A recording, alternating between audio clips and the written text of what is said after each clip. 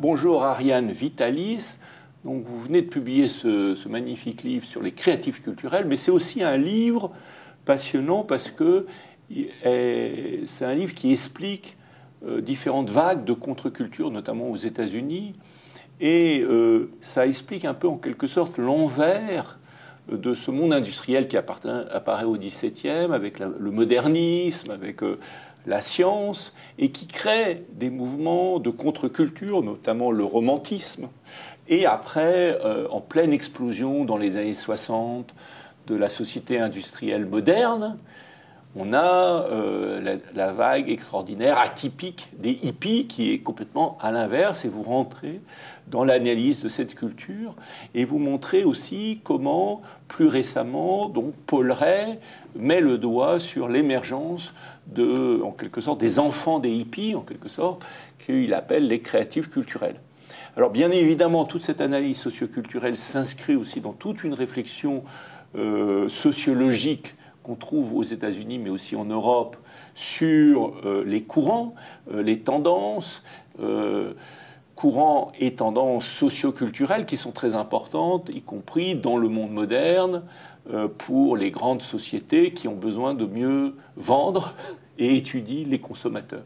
Donc une partie de ces études vont être d'ailleurs souvent financées par des grandes sociétés qui veulent mieux comprendre leurs consommateurs.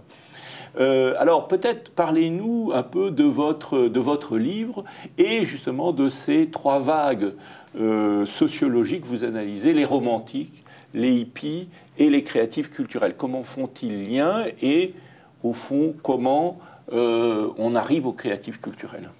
Oui, effectivement, j'ai trouvé ça important de comprendre en fait d'où est-ce que ça venait, hein, cette histoire des créatifs culturels aujourd'hui au début du millénaire.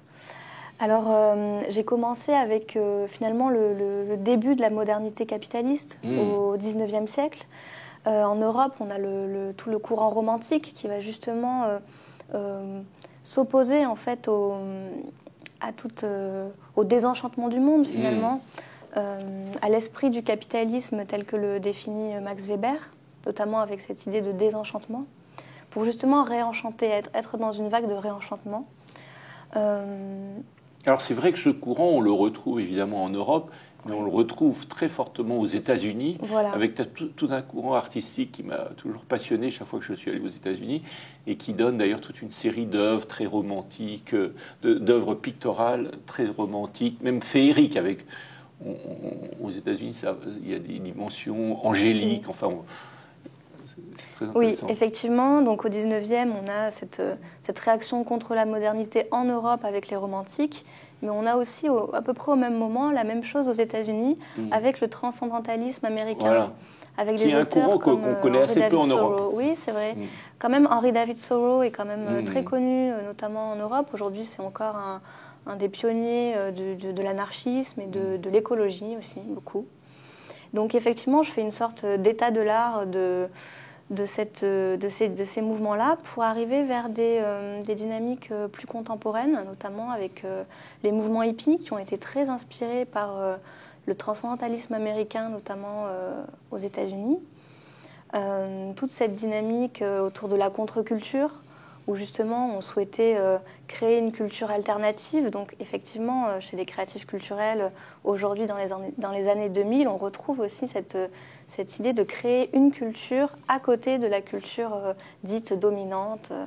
Alors peut-être arrêtons-nous justement sur cette vague intermédiaire qui va être les hippies, parce que les hippies, tout le monde les connaît d'une certaine manière et personne ne les connaît. Oui. C'est-à-dire que c'est tout de même un moment de la culture américaine extrêmement importante. Ça va être l'invention de centaines de musiques qui vont faire le tour du monde. Ça va être des dizaines de livres qui vont devenir des best-sellers mondiaux, comme le livre de Kerouac sur la route, etc. Ça va être toute une sensibilité qui, d'abord extrêmement marginale, va se répandre et va devenir partie prenante de la culture dominante même. Est-ce que vous pouvez nous parler un peu de cette vague et comment vous l'avez analysée? Alors déjà, le terme contre-culture, il vient de Théodore Roszak, et il définit en fait tous les mouvements souvent animés par la jeunesse. Donc c'est autant des mouvements qui vont vers l'écologie, le féminisme.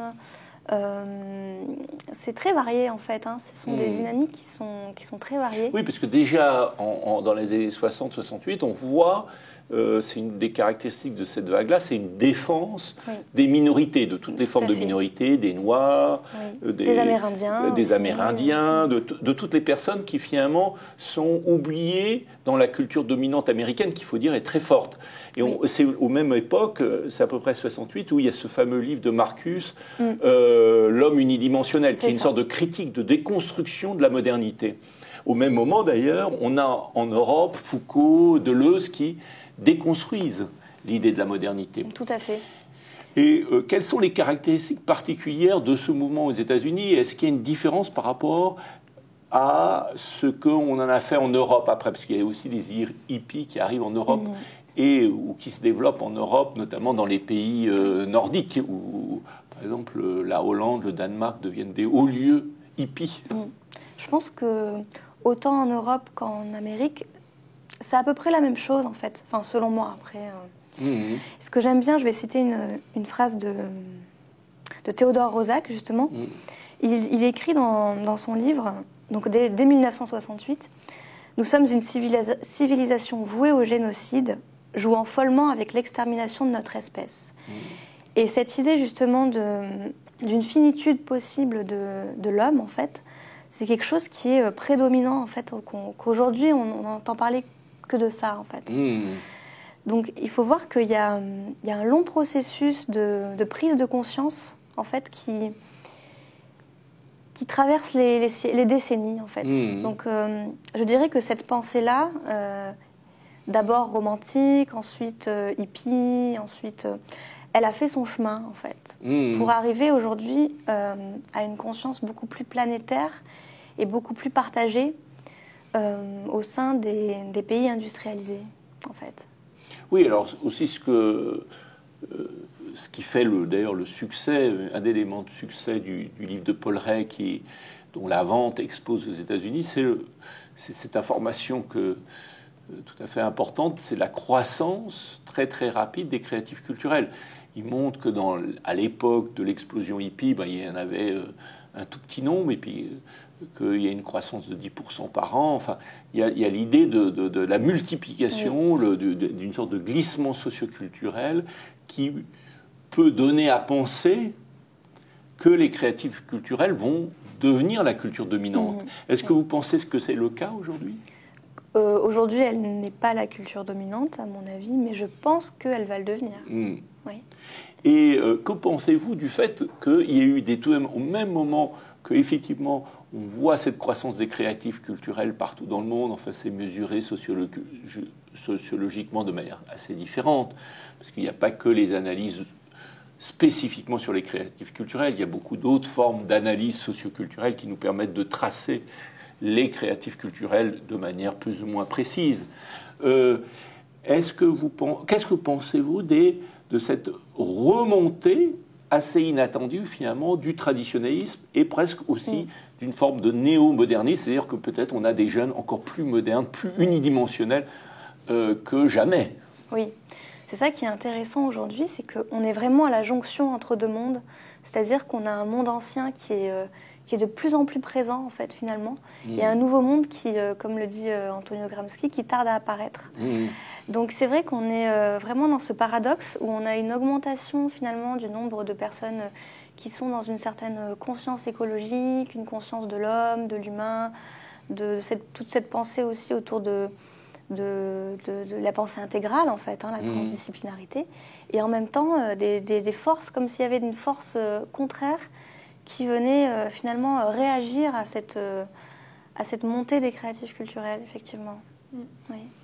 Et dans cette transformation culturelle en fait, que vous retracez historiquement, est-ce que vous pourriez nous parler un petit peu plus du rôle des émotions? Parce qu'en fait, vous dites que les créatifs culturels aujourd'hui peuvent ou souffrir en fait d'une certaine solitude et un sentiment d'isolement, et à la fois que c'est en reconnectant à une certaine joie qu'ils réussissent à se réinsérer finalement dans une transformation de la réalité, ce qui leur permet ensuite de se rassembler et de construire une communauté qui ensuite peut leur permettre d'avancer et de se sentir bien. Et finalement, est-ce qu'on pourrait faire éventuellement aussi une histoire des émotions en lien avec cette histoire des cultures? Oui, tout à fait, c'est très intéressant. Effectivement, dans le livre de Paul Ray et Sherry Anderson, il y a beaucoup cette question de l'isolement, de la solitude. C'est-à-dire que souvent, les créatifs culturels, ils se sentent un peu comme des extraterrestres dans ce monde. Et ils n'ont pas forcément conscience qu'il y a toute une dynamique qui est autour, qui est présente, qui est agissante et qui est pensante aussi.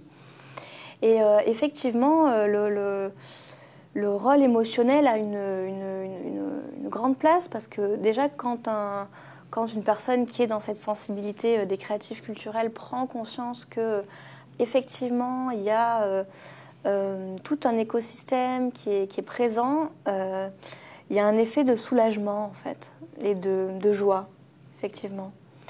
Et finalement, on pourrait même parler de rites de passage. En fait, on passe d'un état de solitude à un état de conscience qu'il y a une sorte de communauté qui est mondiale en fait. Et ça, c'est intéressant, cette idée de village connecté, de village global en fait.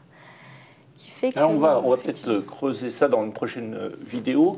En fait, c'est la question un peu du nouveau paradigme. Oui. C'est-à-dire, au fond, ces créatifs culturels qui, soit de manière fort isolée, soit de manière beaucoup plus collective, à mesure qu'ils prennent conscience de leur existence mutuelle, ont l'ambition d'inventer un nouveau paradigme.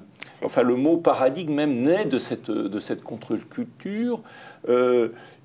Et derrière le terme nouveau paradigme, c'est les bases en fait d'une nouvelle culture, d'où les créatifs culturels. C'est des gens créateurs de culture, créateurs d'une nouvelle culture. Alors on va peut-être, dans une prochaine vidéo, explorer un peu quelles sont cette nouvelle culture.